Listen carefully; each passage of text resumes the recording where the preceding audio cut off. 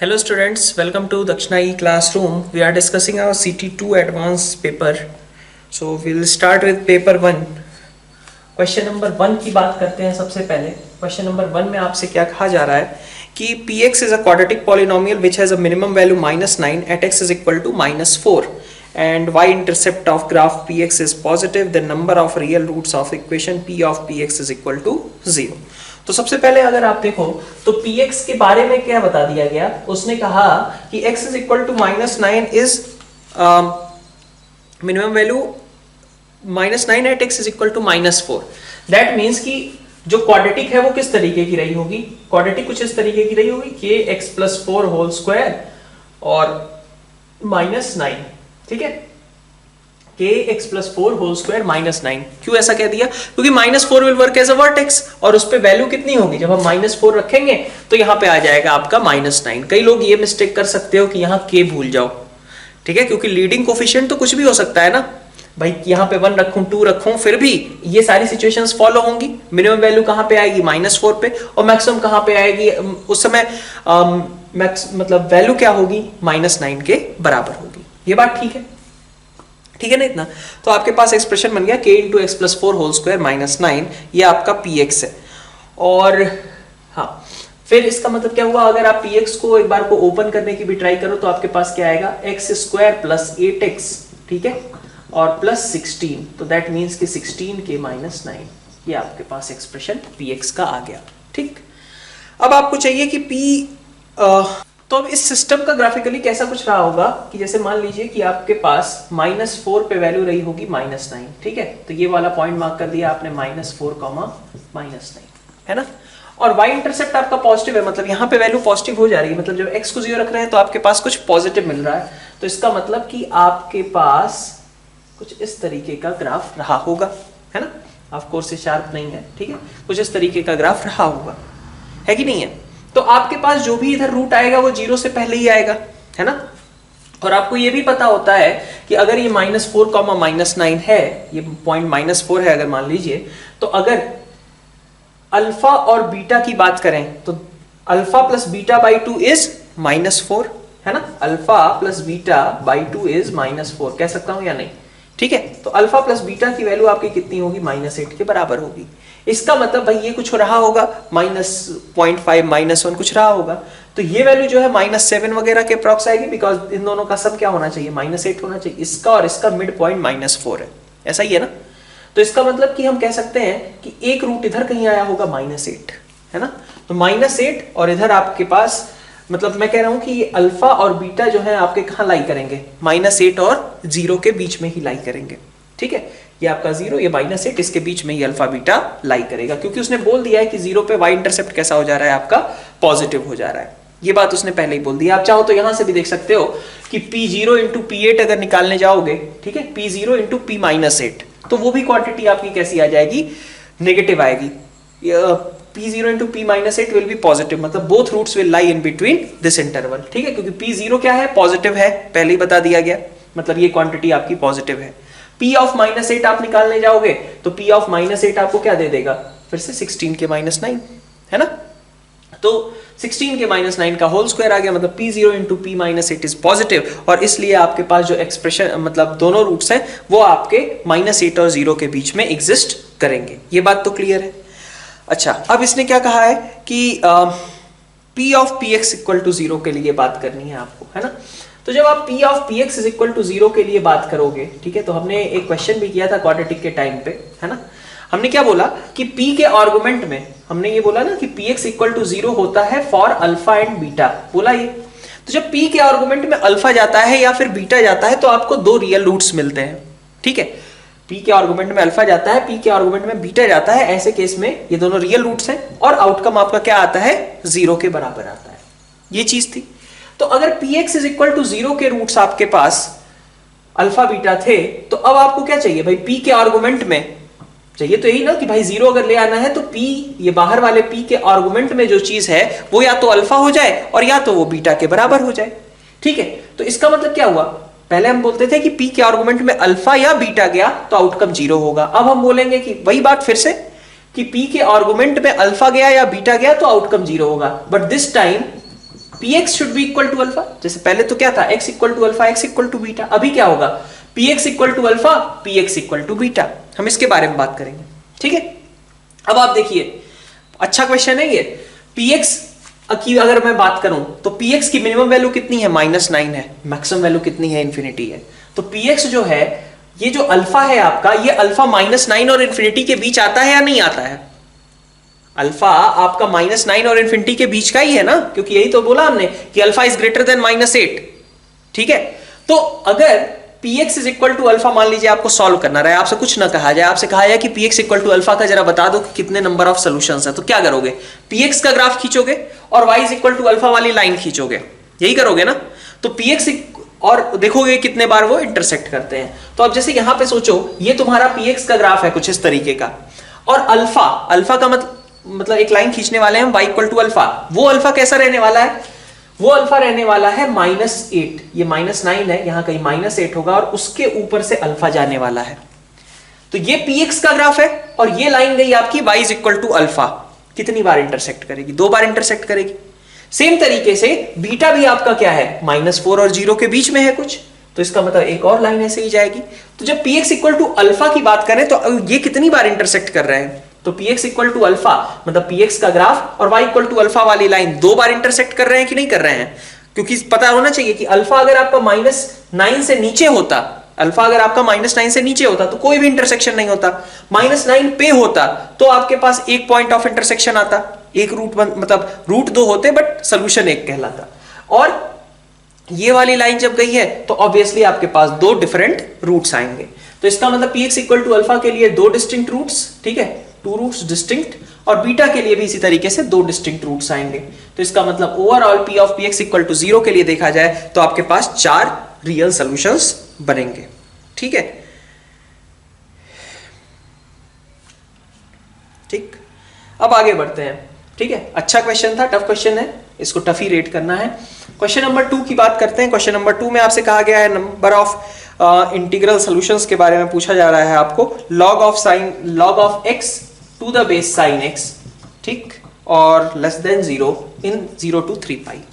तो अपन बोल सकते हैं कि सबसे पहले तो भाई आपको क्या चाहिए कि sin x आपका पॉजिटिव होना चाहिए, है ना। sin x should not be equal to 1 and x should also be positive. तो खैर x तो पॉजिटिव के लिए ही डील कर रहे हैं, उसने बता ही दिया है कि x बिलोंग्स टू 0 से 3 पाई, कोई दिक्कत नहीं। अब यहां से हमने कहा कि चलो आर्गुमेंट तो आपका पॉजिटिव है ही और बेस पे आपने ये कंडीशन लगा दी। अब क्वेश्चन को इनइक्वालिटी सॉल्व करने गए तो sin x आपकी जो भी वैल्यूज लेगा, अगर वो पॉजिटिव है तो sin x कौन सी वैल्यूज लेगा, 0 से 1 के बीच। मतलब आपका जो बेस है वो कैसा है, बेस आपका 1 से छोटा है, ठीक है। तो आपका जो बेस है sin x वो 0 से 1 के बीच का है, 1 से छोटा है, ठीक है। तो जब 1 से छोटा बेस होता है तो क्या करते हैं, sin x की पावर 0 यहां लगाएंगे और इनइक्वालिटी साइन को चेंज कर देंगे, यही करते हैं। तो x will be greater than 1। तो आपको कैसा चाहिए, sin x पॉजिटिव रहे, sin x 1 के बराबर भी ना हो जाए और x आपका 1 से बड़ा भी रहना चाहिए। इक्वालिटी तो इसने लगाई नहीं है, ठीक है। तो अब आपको इंटीग्रल सॉल्यूशंस देखने थे, तो जरा देखो sin x पॉजिटिव किस इंटरवल में रहेगा।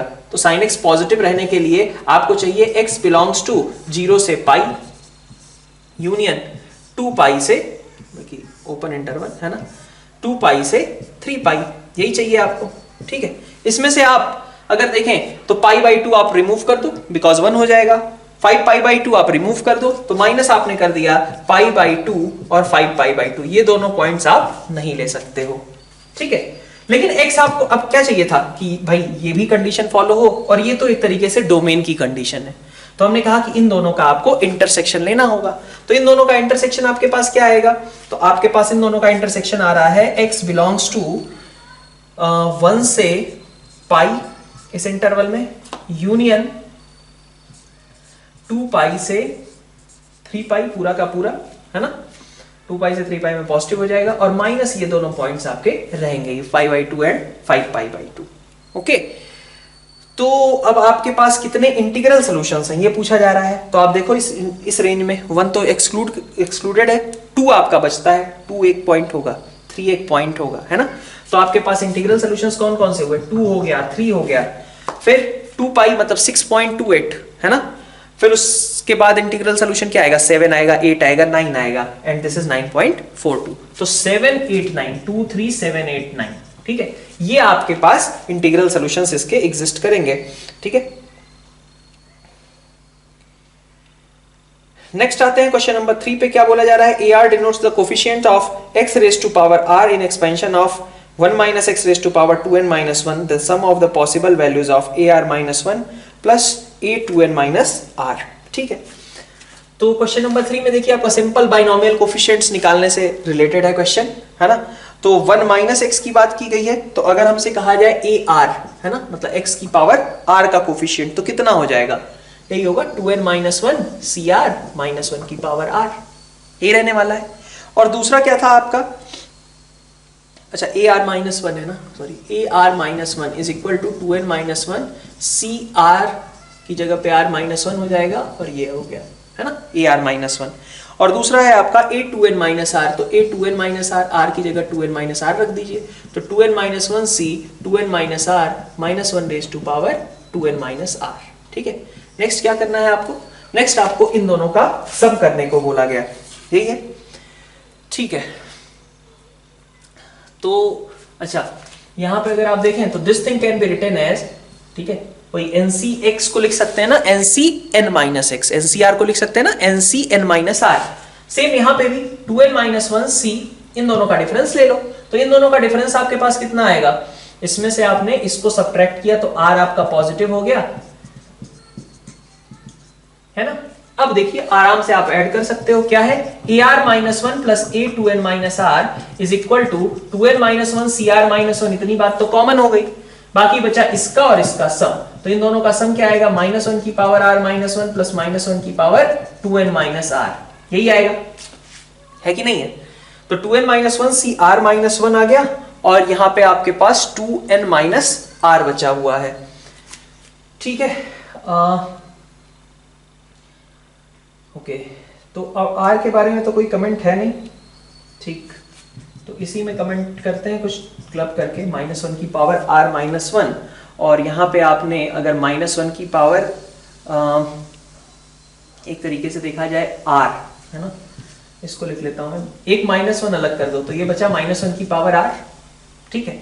और यहाँ पे देखो माइनस 1 की पावर 2n तो खैर पॉजिटिव ही होगा, पॉजिटिव 1 ही है, और बाकी बचा क्या, माइनस 1 की पावर माइनस आर, है ना। तो हाँ, फिर तो ये दोनों का देख लो, आर की कोई भी इंटीजर वैल्यू अगर आप रखते हो तो देख सकते हो आप, यहाँ पे माइनस 1 की पावर 3 रखा मान लो, या मतलब आर को इवन रखा या ऑड रखा, हर बार ये दोनों क्या हो जाएंगे, कैंसिल आउट हो जाएंगे बिकॉज ऑफ दिस माइनस, ठीक है।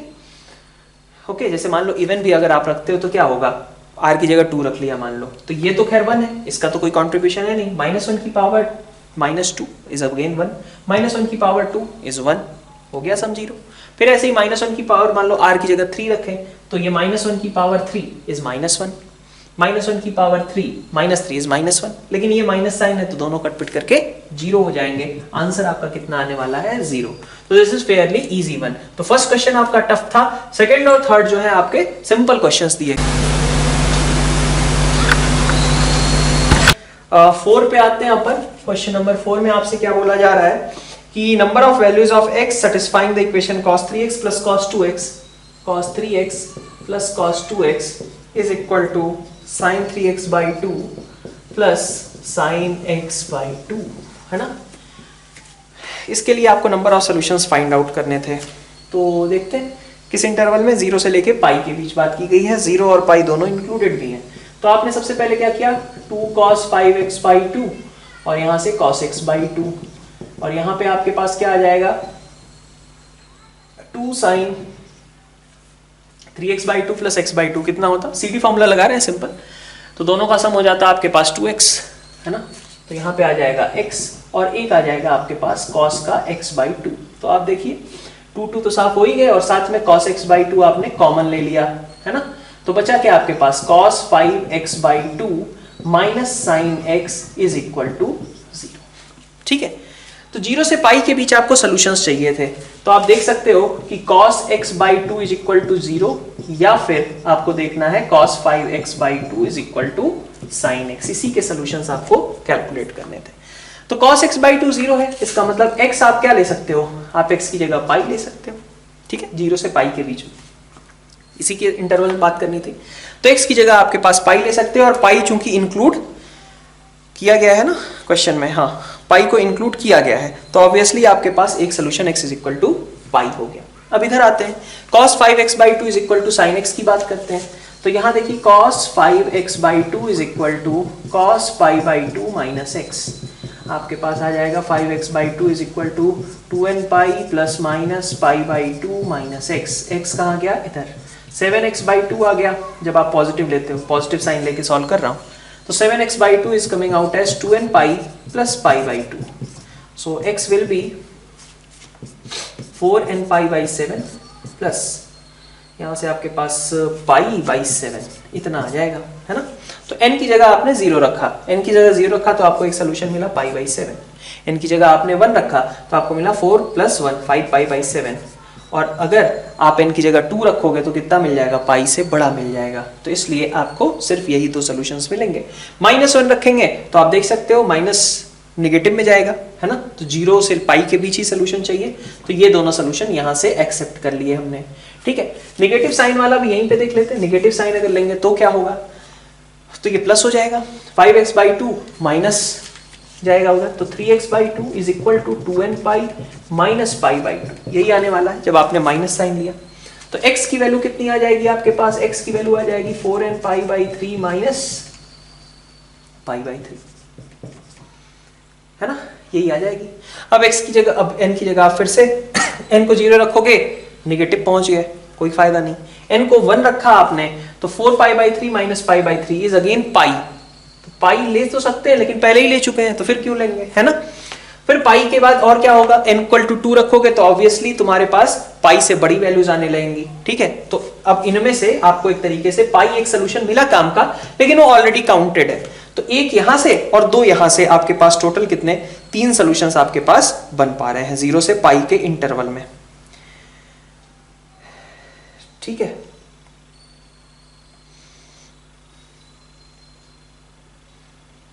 Next question number 5, question number 5 में आपसे कहा जा रहा है √3 sin c is equal to 2 sec a minus 10a, √3 sin c is equal to 2 sec a minus 10a।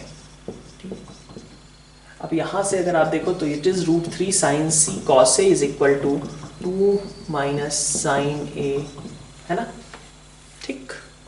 तो ये बेसिकली बन क्या गया आपका, √3 sin c cos a plus sine a is equal to 2, ठीक है, इतनी बात। अब आप देखो एक चीज, ऐसा हमने एक सवाल किया है सोल्यूशन ऑफ ट्रायंगल में, ठीक है, ये उसी तरीके का सवाल है, वहां पे आपने सॉल्व किया था cos a cos b plus sine a sin b sin c is equal to 1, ऐसा क्वेश्चन था, और हमें प्रूव करना था कि प्रूव दैट कि इफ दिस इज गिवन कि cos a cos b plus sin a sin b sin c is equal to 1 then this is right angled isosceles triangle. वैसा ही क्वेश्चन ये भी है, √3 sin c cos a plus sin a, अगर आप यहाँ पे देखें, ठीक है, अच्छा सवाल है, √3 sin c cos a plus sin a is equal to 2। अगर ये सोचो कि भाई इसको मैं मान लूं, ये सबसे बड़ी वैल्यू क्या ले सकता है, √3 ले सकता है कि नहीं, तो √3 cos a plus sin a, अगर ये रहता तो हम बोलते कि भाई सबसे बड़ी मतलब √3 sin c जब अपनी मैक्सिमम या मिनिमम पे भी जाएगा, इवन माइनस √3 पे जाएगा, तो आपके पास √3 cos a plus sin a is equal to 2, यही बचता है ना। √3 sin c को अगर मैं 1 मान लूं तो √3 cos a plus sin a is equal to 2, सही था, क्योंकि √3 cos a plus sin a is equal to 2 possible है, ठीक है। लेकिन अगर ये क्वांटिटी सोचो, मतलब मैं इसको ऐसे ट्रीट करने को कह रहा हूं कि जैसे ऐसे लिखा गया हो x cos a plus y sin a, ऐसा, तो x cos a plus y sin a की सबसे बड़ी वैल्यू क्या होगी, √x² प्लस y², ठीक है, सही है बात। तो इसका मतलब अगर मैं इसको x बोल दूं और यहाँ पे y एक तरीके से 1 हो गया, तो सबसे बड़ी वैल्यू क्या होगी, √3 sin² c प्लस यहाँ से 1 होगा कि नहीं होगा, this whole is your x and y is 1, so 3 sin² c plus 1, इसका √, यही आपकी सबसे बड़ी वैल्यू होगी। और आप देख सकते हो कि ये सबसे बड़ी वैल्यू क्या हो सकती है, यहाँ से 2 के बराबर ही हो सकती है, जब sin² c 1 होगा तब ये अपनी मैक्सिमम वैल्यू अटेन करेगा and that will be equal to 2, ठीक है। तो sin² c should be equal to ठीक है, साइन स्क्वायर सी आपका 1 के बराबर होना चाहिए, ठीक है, तभी ये पॉसिबिलिटी बनती है। बिकॉज हमने क्या कहा कि यहाँ से सबसे बड़ी वैल्यू निकल करके आ रही है इतना, ये 2 के बराबर होगा तभी अपना काम बनेगा, और 2 के बराबर होने की सिर्फ एक सिचुएशन है कि साइन स्क्वायर सी इज 1, ठीक है। अब साइन स्क्वायर सी आपका 1 हो गया। आपसे पूछा क्या गया है क्वेश्चन के अंदर, सी इज इक्वल टू लेमडा, तो सी आपको पता है कितना है, 90 डिग्री है ना। क्वेश्चन नंबर 6 पे आते हैं। नेक्स्ट 6th क्वेश्चन में आपसे कहा जा रहा है number of ways of selecting 3 numbers from 1 to 3 up to 100 so that they form an arithmetic progression. Arithmetic progression बनाने का सीधा सीधा तरीका होता है क्या, कि अगर आपको चाहिए कि ABC AP में है तो आप क्या ट्राई करोगे कि A प्लस C बाई 2, आप दो चीजें अगर चूज कर लो A और C, तो B अपने आप निकल जाएगा कि नहीं AP का, वो तो लेना ही पड़ेगा, उसके लिए कोई ऑप्शन थोड़ी ना आपके पास, वो तो लेना आपके लिए कंपलसरी है। अगर मैं ये कह दूं कि मेरे को A और C पता है तो B तो अपने आप पता चल गया ना, जैसे मैंने कहा 6 और 12 मैंने ले लिए, तो आपको ऑब्वियस है कि B 9 लेना है, ठीक है। तो बेसिकली आपको A और C दो नंबर्स चूज करने हैं, B अपने आप डिसाइड हो जाएगा, ठीक है। लेकिन अब यहां पे एक दिक्कत है कि A और C, मान लो मैंने 5 और 12 ले लिए, तो B तो फ्रैक्शनल हो गया, वो तो अवेलेबल ही नहीं था। तो हमें क्या चाहिए, हमेशा AP का सवाल अगर इस तरीके का पूछा जाए 3 नंबर से AP में, ठीक है, तो क्या करना चाहिए, आप सीधा सीधा करो कि A plus C by 2 should be integer, यही है ना, A plus C by 2 is equal to B। और अब अगर हम B को इंटीजर चाहते हैं तो ये क्वांटिटी आपकी इंटीजर होनी चाहिए। अब आप सोचो A plus C by 2 integer कैसे होगा, जब A प्लस C इवन हो। A plus C by 2 integer कैसे होगा, जब A प्लस C इवन हो। और अगर A प्लस C इवन है तो इसका मतलब या तो A और C दोनों इवन है या तो दोनों ऑड है, यही ना। तो क्वेश्चन क्या बनता है कि out of all these 100 numbers you have to find 2 numbers which are odd, both should be odd और बोथ शुड बी इवन। तो केस 1 ये हो गया। ये काम कैसे हो सकता है, जब आपके पास A and C both are odd, दोनों कैसे हो, ऑड हो। आपके पास ऑड नंबर्स कितने हैं, 1 3 5 7 यही सब है ना, अप टू 99 है ना। तो आपके पास कितने ऑड नंबर्स हैं, 50 ऑड नंबर्स हैं, उनमें से आपको दो चूज करने हैं, that is 50 C2। A C decide हुए तो B अपने आप हो गया, उसके लिए अलग से सिलेक्शन लेने की जरूरत थोड़ी ना है, वो तो फिक्स हो गया ना कि 50 C2 then B will be only 1 way, ठीक है। केस 2 की बात करते हैं। केस 2, अगर आपके पास A और C दोनों इवन है, A एंड C इवन, तो वहां पे भी यही होगा। 50 ऑड थे आपके पास, 50 इवन नंबर्स भी हैं, 1 से लेके 100 है ना, हाँ, तो 50 ही आपके पास इवन नंबर्स भी हैं। तो इन इवन नंबर्स में से भी आप कोई भी दो चूज कर लीजिए और इनटू 1 काम बन गया, ठीक है। तो आपके पास टोटल नंबर ऑफ वेज कितने हुए, 50 C2 इंटू 2, इन दोनों का एडिशन करना होगा ना, केस 1 और केस 2 का। तो आपके पास कितना हो गया, 2 into 50 C2, this will be your answer, ठीक है। अब इसको आपको एक्सप्रेस करना है 2 5 और 7 के टर्म्स में, ठीक है।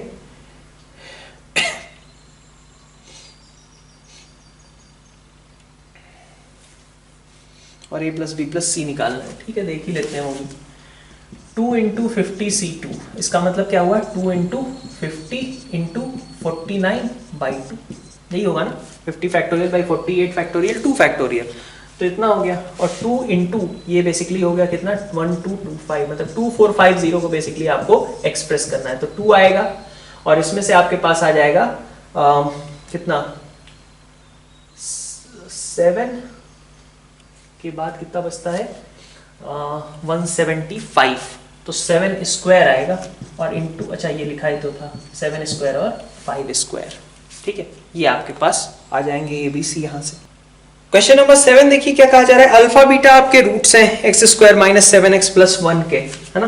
तो क्वेश्चन नंबर 7 आसान क्वेश्चन दिख रहा है, x square minus 7x plus 1 is equal to 0 के रूट्स हैं अल्फा बीटा, दैट मीन्स कि alpha square minus 7 alpha plus 1 is equal to 0, है ना। इसी में आपको डिफरेंट मैनिपुलेशंस करने हैं। तो आपके पास है 1 अपॉन अल्फा माइनस 7 का whole square plus 1 upon beta minus 7 का होल स्क्वायर, ठीक है, माइनस, ठीक है। इधर है आपके पास alpha square plus 1 upon beta square plus 1 plus beta square plus 1 upon alpha square plus 1, ठीक। यहां से आपके पास क्या आएगा कि अल्फा स्क्वायर प्लस 1 को आप लिख सकते हो 7 अल्फा, तो दिस विल बी 7 बीटा। तो ये तो काम आपका सीधा सीधा दिख गया, 7 अल्फा बाई 7 बीटा, और यहाँ 7 beta by 7 alpha. This is your alpha square plus beta square upon alpha beta, ये तो आप निकाल ही लेंगे, ठीक है। अल्फा प्लस बीटा 7 है, अल्फा बीटा 1 है, तो आप ये निकाल सकते हो alpha square plus beta square और अल्फा बीटा क्या है। इधर का तो आपका काम बन गया। अब आगे बढ़ते हैं, इसकी बात कर लेते हैं, ठीक है। तो करने को तो आप सॉल्व कर सकते हो, बट थोड़ा आसान कर सकते हैं इसको। आप अगर इसी को मैनिपुलेट करो कि alpha square minus 7 alpha is -1, है ना, तो अल्फा कॉमन लेके मैं क्या बोल सकता हूं कि this is -1 by alpha.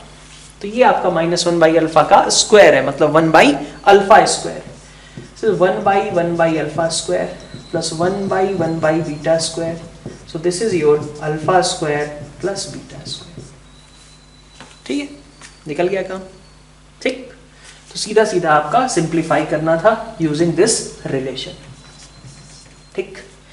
Question number 8 पे आते हैं। क्वेश्चन नंबर 8 में आपसे क्या कहा जा रहा है, log r plus 1 r plus 2 3 और यहाँ r plus 2 upon r plus 1 3 summation over r equal to 1 से लेकर के बात की जा रही है 160 तक, और बोला गया है log r plus 1 log r plus 2 3 divided by log r plus 2 upon r plus 1 और यहाँ पे 3, ठीक है। पहले ये हम सिंप्लीफाई कर लें, बाद में मल्टीप्लिकेशन तो कर ही लेंगे, उतना तो आता ही है अपने को, ठीक है। तो समेशन इस पूरे पे है ना। तो आप देखो इसको क्या लिख सकते हो, इसको आप ऐसा कर सकते हो, this thing can be written as summation over इस पार्ट को, ठीक है। इस पार्ट को अगर मैं ऊपर भेजना चाहूं तो क्या करना पड़ेगा, बेस और आर्गुमेंट दोनों को, ये आपका बेस है, ये आर्गुमेंट है, इन दोनों को इंटरचेंज करना होगा। तो ये होता है ना आपके पास की 1 upon log a base b अगर है तो this is equal to log यहाँ पे बी, यहाँ पे ए डाल दिया, कर सकते हैं। तो सेम चीज यहाँ पे भी आप क्या कर सकते हो, अगर इसको ऊपर भेजना चाहते हो तो you can write it as log 3 यहाँ पे r plus 2 upon r plus 1, और नीचे क्या लिख सकते हो, इसको नीचे भेज दो, इसको नीचे भेज दो, तो क्या बनेगा, इसका भी बेस और पावर इंटरचेंज, बेस और आर्गुमेंट इंटरचेंज हो गए। यहाँ r प्लस 1 आ गया और यहाँ आ गया आपके पास r प्लस 2, हो गया कि नहीं।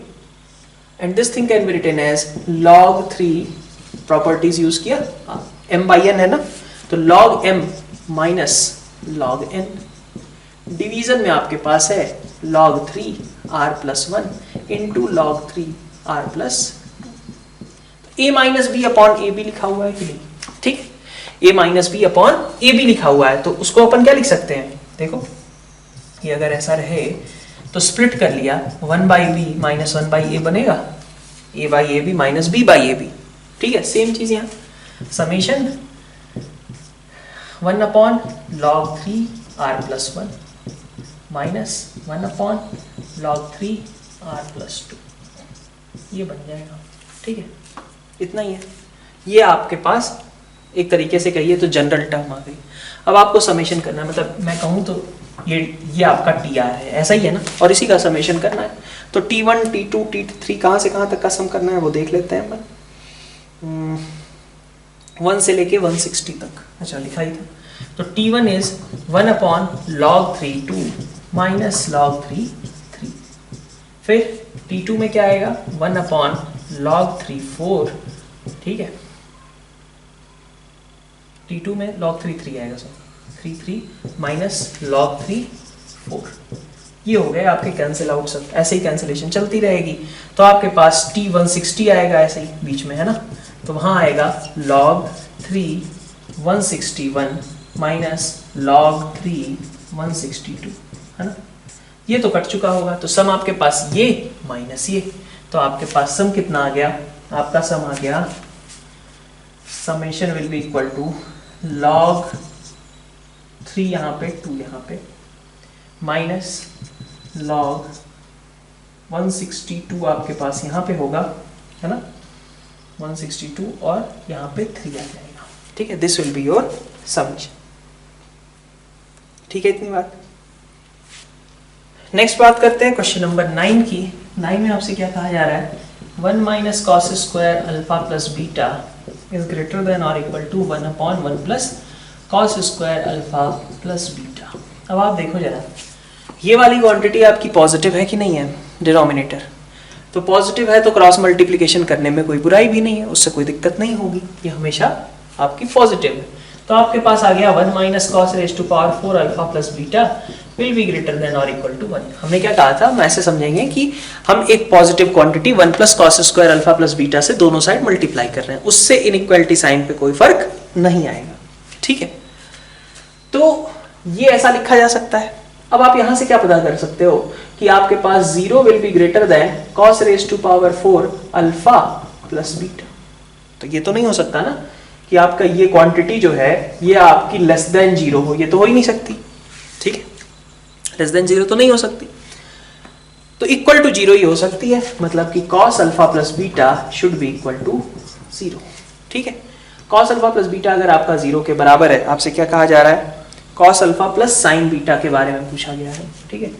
तो यहाँ से अपन क्या बोल सकते हैं कि अल्फा प्लस बीटा में भी पाई बाई 2 मान लीजिए, तो अल्फा क्या हो जाएगा आपका पाई बाई 2 माइनस बीटा, ठीक है।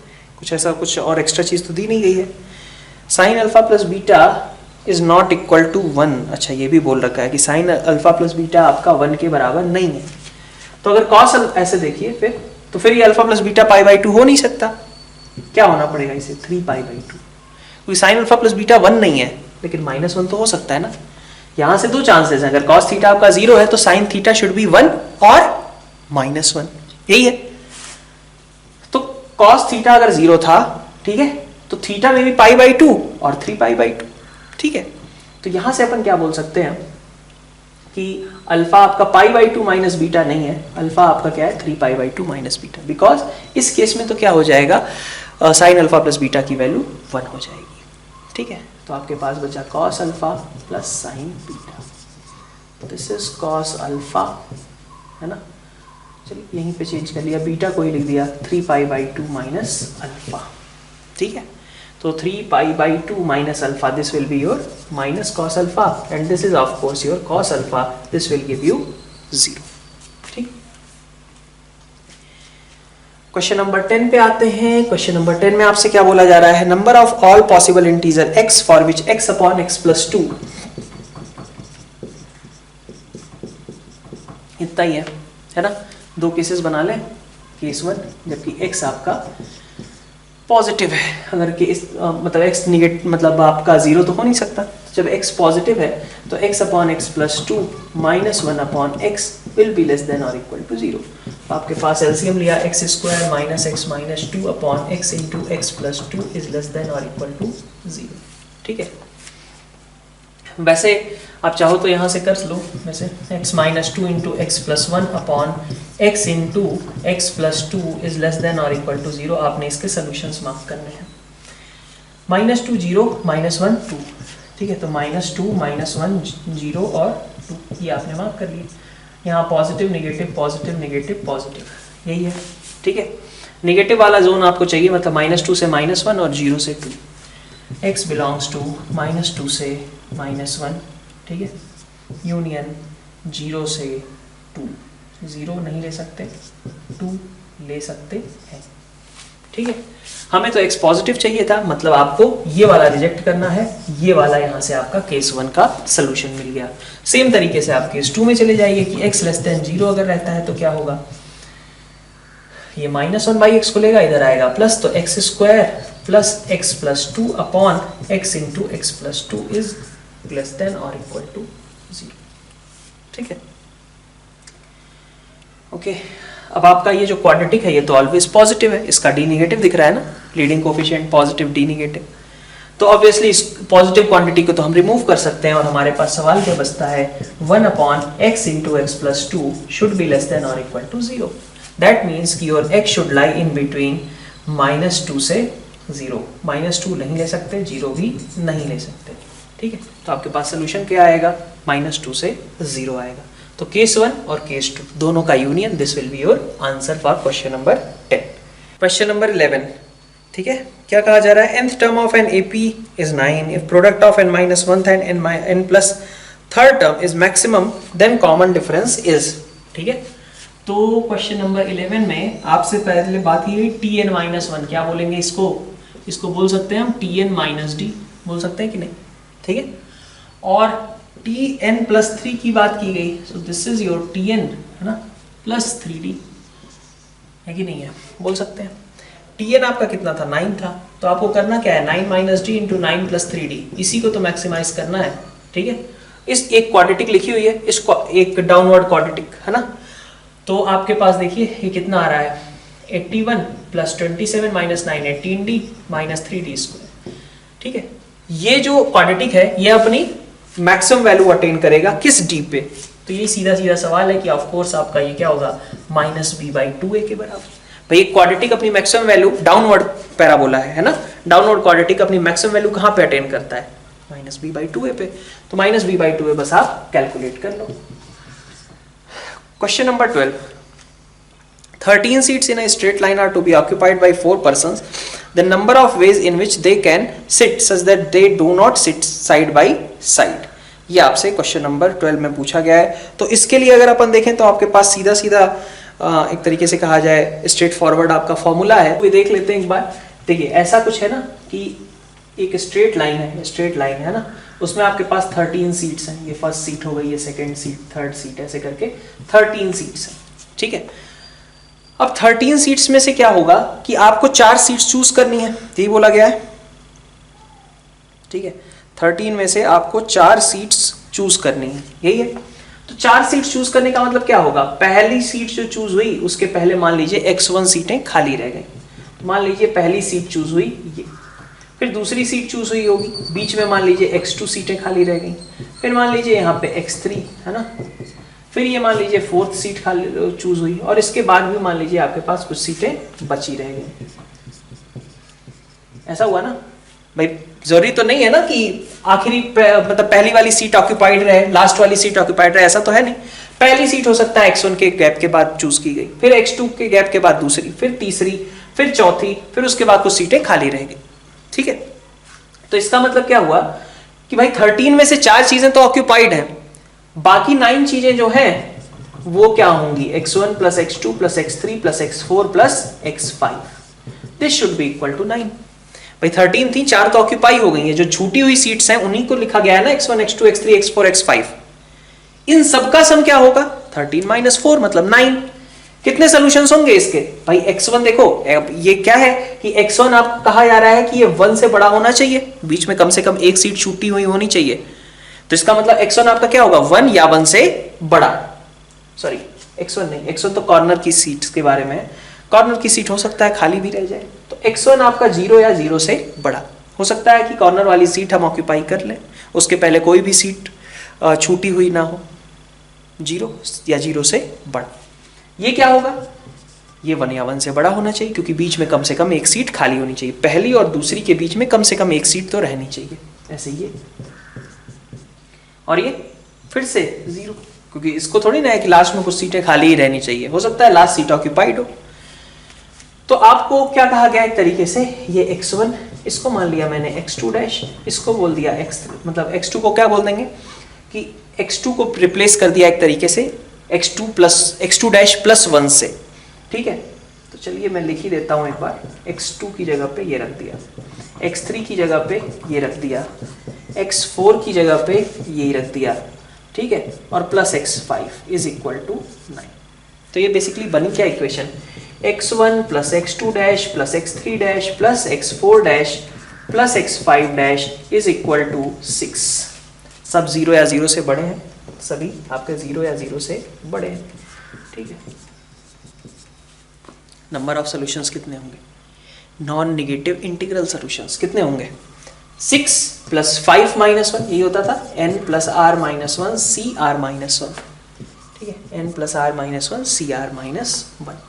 ठीक है, तो 6 प्लस 5 माइनस 1 कितना हो गया आपका, 10c4, 10c4 वेज हो गए, number of ways to select. तो 10c4 में आपको क्या करना है, ठीक है,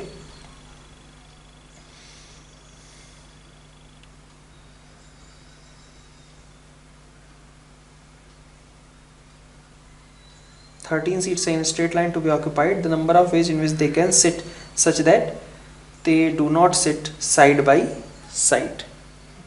तो ये आपके पास नंबर ऑफ वेज आ गए टू सेलेक्ट द चेयर्स। ठीक है, किस तरीके से वो चारों लोग अपनी सीट्स ऑक्यूपाई कर सकते हैं कोई कोई। आप चाहो तो इसको जनरलाइज भी कर सकते हो, शायद मतलब तुमने पढ़ा भी होगा, बट तुम चाहो तो कर भी सकते हो इसी चीज़ को कि मान लो कि n सीट्स रहें और r लोगों को बिठाना रहे या फिर r लोगों को इस तरीके से सेट करना रहे, तो आप उसके लिए जनरलाइज करके फॉर्मूला भी निकाल सकते हो सेम मेथड से। ठीक है, लास्ट इन दोनों को 0 0 से स्टार्ट करना है और बीच वालों को 1 1 से स्टार्ट करना है। ठीक है, क्वेश्चन नंबर 13 में देखिए क्या बोला गया। A and B are any two numbers belonging to set 1 to 100, the number of pairs A B such that product of A and B is divisible by 3। अब अगर दो नंबर्स हैं A और B तो उनमें, अच्छा A और B आपको डिस्टिंक्ट रखने हैं क्या? A and B are any two numbers belonging to set, then the product of A and B should be divisible by 3। अच्छा, तो अब आपको कुछ तो रहना चाहिए ना। ए बी अगर आपका डिविजिबल है 3 से, तो इसका मतलब क्या हुआ कि ए या बी में से कम कोई एक आपका 3 से डिविजिबल हो, या तो दोनों आपके 3 से डिविजिबल हो जाएं, वो भी चलेगा, है ना। तो पहला केस में लेता हूं कि ए आपका 3 से डिविजिबल है और बी नॉट डिविजिबल है। ठीक है, this is divisible, this is not divisible. तो 1 से लेकर के 100 तक की बात की गई है। इसमें कितनी ऐसे नंबर्स हैं जो कि 3 से डिविजिबल है? 33, है ना। तो 33 वेज हो गए ए के लिए। बी के लिए कितने बचे? कुछ भी ले लो आउट ऑफ 67। ठीक है, अगर ए आपका डिविजिबल है, बी आपका नॉट डिविजिबल है, तो ये 33 और ये 67 वेज हो गए। अच्छा, उतने ही वेज तो ऐसे भी होंगे आपके पास, उतने ही वेज ऐसे भी होंगे जब यहाँ पे 67 हो जाए। मतलब उल्टा मैं कह रहा हूँ कि यहाँ नॉट डिविजिबल कर दूं और इसको मैं डिविजिबल कर दूं, तो क्या होगा? इसके 67 वेज, इसके 33 वेज। ठीक है, और दूसरा केस जब दोनों डिविजिबल हो जाए, दोनों डिविजिबल के लिए क्या होगा? डिविजिबल के लिए क्या केस होगा? क्योंकि ए और बी कहा गया कि डिस्टिंक्ट है, तो ए और बी डिस्टिंक्ट है, इसका मतलब आप दोनों को सेम तो नहीं ले सकते ना। मतलब ऐसा थोड़ी ना है कि यहाँ पे आपने एक तरीके से ऐसा हो गया कि 3 6 9 12 अप टू 99, ये जो 33 नंबर्स हैं, इनमें से आपको कोई दो अलग अलग नंबर्स चूज करने हैं, ए और बी, है ना। तो 33 में से दो नंबर्स वो चूज हो गए, कभी 3 और 6 चूज हो गया, तो दोनों अपनी पोजीशंस भी तो फ्लिप कर सकते हैं। ठीक है भाई, यहाँ 3, यहाँ 6, यहाँ 6, यहाँ 3, अलग अलग बात है। एक बार ये ए है, ये बी है, एक बार ये बी है, एक बार ये है ना। तो 33c2 into 2 plus this will be your answer। ठीक है, क्वेश्चन नंबर 14 में देखिए। क्वेश्चन नंबर 14 में क्या बोला गया कि आपके पास अर्थमेटिक और हार्मोनिक मीन्स ऑफ रूट्स। ठीक है, तो आपका अर्थमेटिक मीन की बात करी जाए तो कितनी होगी? Arithmetic mean is sum of roots by 2, तो sum of roots is 4 plus root 5 upon 5 plus root 2। ठीक है, sum of roots by 2, sum of roots by 2, यही आ जाएगा। और प्रोडक्ट ऑफ रूट्स की बात करते हैं हम, सॉरी हार्मोनिक मीन है ना, तो 2 अल्फा बीटा, तो 2 अल्फा बीटा कितना होगा? 8 plus 2 root 5, 8 plus 2 root 5 upon 5 plus root 2 divided by, है ना, alpha plus beta. Alpha plus beta is 4 plus root 5 upon 5 plus root 2, 5 plus root 2, 5 plus root 2 साफ हो गया। तो ये बचा आपका कितना? 16 plus 4 root 5 upon 4 plus root 5 is 4। ठीक है, तो ऑब्वियसली आपके पास जो ए है आपका, है ना, वो छोटा है इन कंपैरिजन टू एच।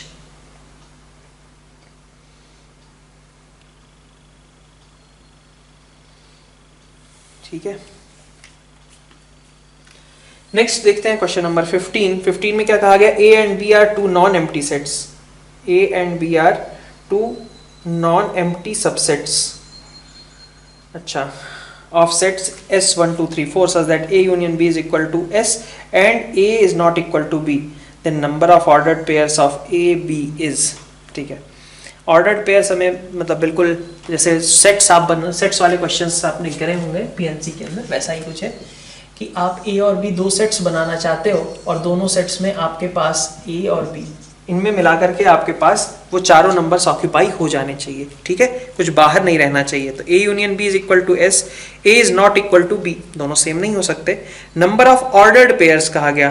ठीक है, नंबर ऑफ ऑर्डर्ड पेयर्स, तो नंबर ऑफ ऑर्डर्ड पेयर्स क्या हो सकते हैं भाई? कोई एक नंबर में उठाऊंगा, चाहे 1 को मान लीजिए उठाया, मैं क्या कर सकता हूं उसको या तो इस रीजन में डाल दूं, या तो इस रीजन में, या तो इस रीजन में। ठीक है, रीजन 1 और रीजन 2 और region 3। Total number of ways कितने हो गए? 3 तरीके हो गए उस नंबर को प्लेस करने के।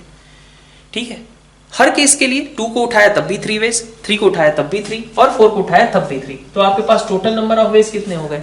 3 × 3 × 3 × 3 मतलब 81 वेज हो गए। ठीक है, लेकिन अब इसमें कभी ऐसा होगा कि सबका सब 1 में चला गया। ठीक है भाई, बी आपका क्या कहा गया है, ए और बी आपके कैसे नॉन एम्प्टी है ना, तो सबका सब 1 में चला गया तो बी तो खाली हो गया। सबका सब 2 में चला गया तो ए और बी सेम हो गए, वो भी नहीं चाहिए। और सबका सब 3 में चला गया तो ए खाली हो गया, वो भी नहीं चाहिए। तो ये 3 केसेस तो हटाने पड़ेंगे ना, जबकि सबके सब आपके 1 में चले गए, सबके सब 2 में चले गए, सबके सब आपके 3 में चले गए। ठीक है, तो ये सीधे सीधे सबसे पहले आपके पास आ गया कि आपके पास टोटल नंबर ऑफ वेज कितने हो जाएंगे? 78।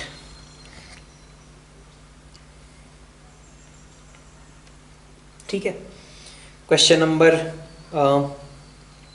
16 में देखिए, number of values of a for which one root of the equation is greater than 1 and other root less than 0।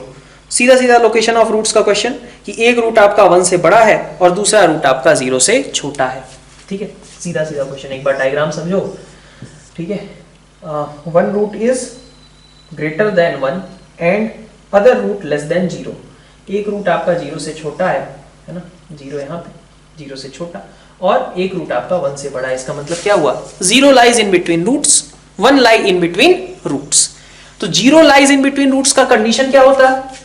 a into f0 should be negative and 1 lies in between roots मतलब a into f1 should be negative.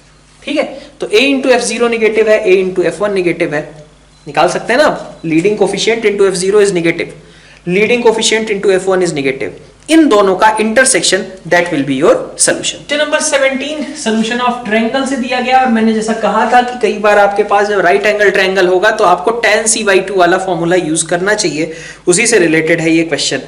आप small r निकालने के लिए use कर सकते हो s - c tan c/2। मैंने कहा था राइट एंगल ट्रायंगल का यूज किया जाए तो ऐसे केस में आपका ये वाला फॉर्मूला इंपॉर्टेंट हो जाता है, because this comes out as 1।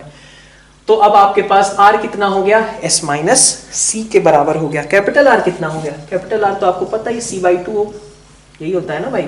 a है, b है, और ये रहा आपका साइड c, है ना। ये एंगल c आपका 90 डिग्री पे था, तो कैपिटल R मतलब क्या होगा? हाइपोटेनस का हाफ। हाइपोटेनस का हाफ मतलब c/2। ठीक है, तो आपको निकालना क्या है? a plus b upon small r plus capital R. So it is a plus b upon a minus c, s minus c है ना, तो s minus c plus c/2, s minus c/2। ठीक है, so this is a plus b and this is a plus b/2. It comes out as 2। ठीक है, next आगे बढ़ते हैं क्वेश्चन नंबर 18 पे। 18 में क्या बोला गया? ABC आपके यूजुअल नोटेशंस हैं, x radii R1 R2 R3 Rn HP। तो इसका मतलब क्या हुआ कि delta upon s minus a, delta upon s minus b, delta upon s minus c Rn HP। ठीक है, Rn HP, तो इनका उल्टा AP में है। इसका मतलब s minus a, s minus b, s minus c Rn AP। सीधी सीधी बात। तो s minus a, s minus b, s minus c अगर AP में होंगे, ठीक है, डेल्टा तो हटा दिया हमने ना, तो अगर ये AP में है तो इसका मतलब क्या हुआ कि ABC भी आपके कैसे होंगे? ABC are in AP। बोल सकता हूं कि नहीं? s minus a, s minus b, s minus c AP में है, that means ABC are in AP। So 2b is equal to a plus c। ठीक है, क्वेश्चन नंबर 19 देखिए। 19 में क्या बोला जा रहा है? ABC a is equal to 2b है, a माइनस b π/3 है। एंगल्स के डिफरेंस का यूज कर लिया गया, और जैसे ही एंगल्स के डिफरेंस का यूज होता है वैसे ही हमें क्या याद आता है? Napier's analogy. ठीक है, tan a minus b/2 is equal to a minus b upon a plus b into tan c/2, sorry cot c/2, this is your cot c/2। ठीक है, ये आपका नेपियर्स एनोलॉजी के अकॉर्डिंग बनेगा। अब आपको कंडीशन दी गई है कि a is equal to 2b और यहाँ π/3, तो this is π/6, tan π/6 is this much, a is equal to 2b, so b upon 3b cot c/2, so cot c/2 is equal to √3, so c/2 is equal to 30 degree, c is equal to 60 degree, है ना। c आपका 60 हो गया। अब आप देखो पूछा क्या गया है वैसे? ए बी के बारे में भी पूछा जा रहा है, तो आप यहाँ से देख सकते हो ना, आपको बोला गया, चलिए राइट एंगल नहीं है, मतलब जो भी एंगल है इस तरीके का, है ना, आपसे बोला गया कि a is equal to 2b, मतलब साइड a जो है, ठीक है, साइड a जो है साइड b से बड़ी है, इसका मतलब एंगल a एंगल b से बड़ा होगा, बड़ी साइड के सामने वाला एंगल बड़ा होता है, तो एंगल a जो है आपका एंगल b से बड़ा है, so your angle a is greater then angle b, पक्का, ठीक है। तो a is greater then b और c कितना है, 60 है, c अगर 60 है तो a प्लस b कितना हो गया 120, a माइनस b कितना हो गया 5/3, ठीक है, यहां से a और b आप निकाल सकते हो। क्वेश्चन नंबर 20 पे आते हैं। 20 में आपसे बोला गया कि ये आपके पास है और a0 plus a2 plus a4, क्या करते हैं, अगर आपको ये निकालना है तो एक बार 1 रख दीजिए, एक बार -1 रख लीजिए, दोनों का सम, ठीक है। अब देखो अगर x की जगह 1 रख दिया तो आपके पास कितना आएगा, 3 की power n is equal to a0 plus a1 plus a2 up to a2n, ठीक है। x की जगह -1 रखा, 1 है ना, a0 minus a1 plus a2, ठीक है, प्लस a2n, सम कर दिया तो 3 की power 2n plus 1 by 2, this will be your a0 plus a2 up to a2n, ये आपके पास आ जाएगा, ठीक है। और डिफरेंस ले लिया अगर आपने तो 3 की power 2n minus 1 by 2, this will give you a1 plus a3 up to a2n minus 1, ठीक है। बस ये दोनों आपको रख देने हैं, आपके पास सीधा एक्सप्रेशन का आंसर आ जाएगा, ठीक है। तो यहाँ पे हम पेपर 1 एंड करते हैं। आपको देखा जाए तो मतलब ओवरऑल पेपर मॉडरेट लेवल का ही था, 4-5 क्वेश्चन अगर छोड़ दिए जाएं तो बाकी आपके करे हुए या देखे हुए से सवाल ही आए हुए थे। मिलते हैं नेक्स्ट पेपर के डिस्कशन के साथ। Thank you all.